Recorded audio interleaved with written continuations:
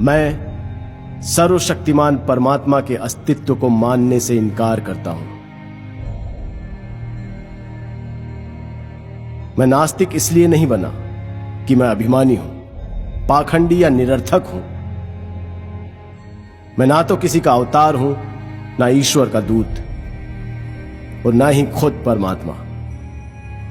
मैं अपना जीवन एक मकसद के लिए न्योछावर करने जा रहा हूं, और इससे बड़ा आश्वासन भला क्या हो सकता है।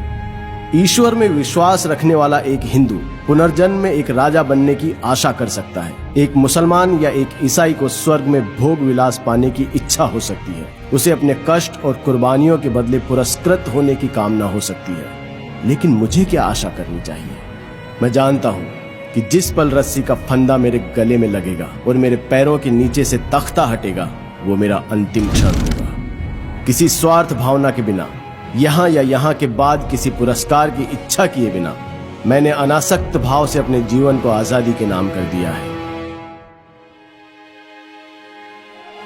हमारे पूर्वजों को जरूर किसी सर्वशक्तिमान में आस्था रही होगी कि उस विश्वास के सच या उस परमात्मा के अस्तित्व को जो भी चुनौती देता है, उसे काफिर या पाखंडी कहा जाता है। चाहे उस व्यक्ति के तर्क इतने मजबूत क्यों ना हो कि उन्हें झुठलाना नामुमकिन हो, या उसकी आत्मा इतनी सशक्त क्यों ना हो कि उसे ईश्वर के प्रकोप का डर दिखाकर भी झुकाया नहीं जा सकता, और इसलिए ऐसे व्यक्ति को अभिमानी कहकर उसकी निंदा की जाती है।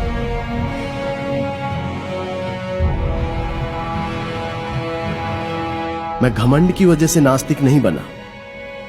ईश्वर पर मेरे अविश्वास ने आज सभी परिस्थितियों को मेरे प्रतिकूल बना दिया है, और ये स्थिति और भी ज्यादा बिगड़ सकती है। जरा सा अध्यात्म इस स्थिति को काव्यात्मक मोड़ दे सकता है, लेकिन अपने अंत से मिलने के लिए मैं कोई तर्क नहीं देना चाहता।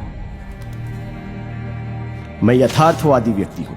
अपने व्यवहार पर मैं सिर्फ तर्कशील होकर विजय पाना चाहता हूं। भले ही मैं हमेशा इन कोशिशों में कामयाब नहीं रहा हूं, लेकिन ये मनुष्य का कर्तव्य है कि वो कोशिश करता रहे, क्योंकि सफलता तो संयोग और हालात पर ही निर्भर करती है। आगे बढ़ते रहने वाले प्रत्येक व्यक्ति के लिए जरूरी है कि वो पुरानी आस्था के सभी सिद्धांतों में दोष ढूंढे।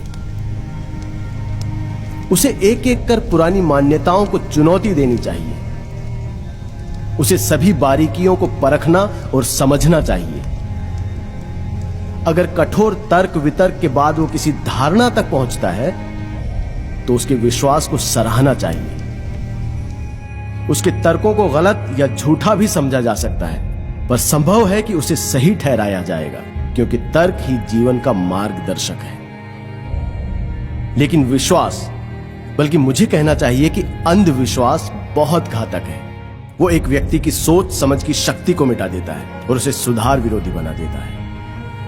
जो भी व्यक्ति खुद को यथार्थवादी कहने का दावा करता है, उसे पुरानी मान्यताओं के सच को चुनौती देनी होगी, और यदि आस्था तर्क के प्रहार को सहन न कर पाए तो वो बिखर जाती है। यहां अंग्रेजों का शासन इसलिए नहीं है क्योंकि ईश्वर ऐसा चाहता है, बल्कि इसलिए है क्योंकि उनके पास ताकत है और हम में उसका विरोध करने का साहस नहीं है। अंग्रेज ईश्वर की मदद से हमें काबू में नहीं रख रहे हैं, बल्कि वो बंदूकों, गोलियों, पुलिस और सेना के सहारे ऐसा कर रहे हैं, और सबसे ज्यादा हमारी बेपरवाही की वजह से। मेरे एक दोस्त ने मुझसे प्रार्थना करने को कहा। जब मैंने उससे अपने नास्तिक होने की बात कही, तो उसने कहा, जब तुम्हारे आखिरी दिन नजदीक आएंगे तब तुम यकीन करने लगोगे। मैंने कहा, नहीं मेरे प्यारे मित्र, ऐसा कभी नहीं होगा। मैं इसे अपने लिए अपमानजनक और नैतिक पतन की वजह समझता हूं। ऐसी स्वार्थी वजहों से मैं कभी प्रार्थना नहीं करूंगा।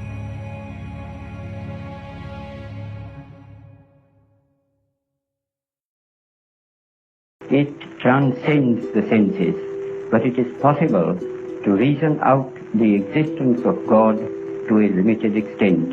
All his activities and movements were guided by slogans of truth and non-violence, to which nobody had any objections.